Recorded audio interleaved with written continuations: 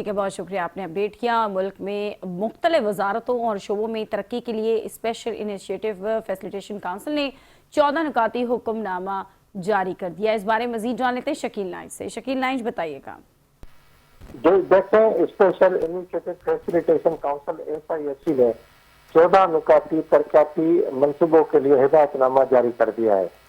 مختلف ٹیکسز کے لیے 22 اکتوبر 2024 کی جو ڈیڈ لائن تھی اس میں اضافہ کر دیا گیا ہے۔ گیس کی چوری کو روکنے کے لیے FIA اور سوئس کو گیس کمپنی لمیٹڈ کو حکم دے دیا گیا۔ ملک بھر میں آئل پائپ لائنوں کی سیکورٹی کے لیے اقدامات کرنے کا سخت حکم دیا گیا ہے۔ ٹورزم سے متعلق معاملات حل کرنے کے لیے اسمبلی کابینہ ڈویژن کو بھیجنے کی ہدایت کی گئی ہے۔ پاکستان ٹورزم ڈیولپمنٹ کارپوریشن کے اثاثوں کے تحفظ کے لیے اقدامات کرنے کا فیصلہ کیا گیا ہے۔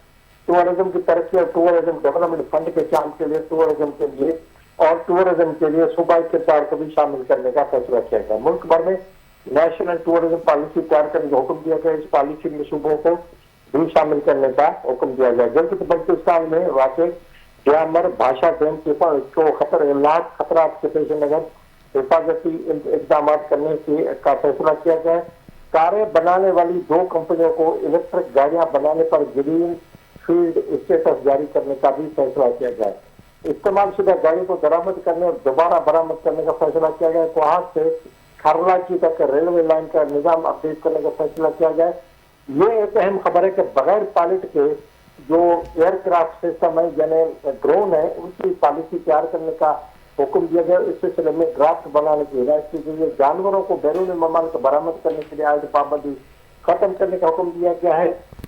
چین سے جانوروں کی ویکسین کی پیدا کرنے کے لیے رابطے کا فیصلہ کیا گیا۔ پاکستان کو GSP پلس اسٹیٹس دلانے کے لیے پیپرا قوانین میں کرنے کا فیصلہ کیا گیا ہے۔ بہت شکریہ شکیل نائج۔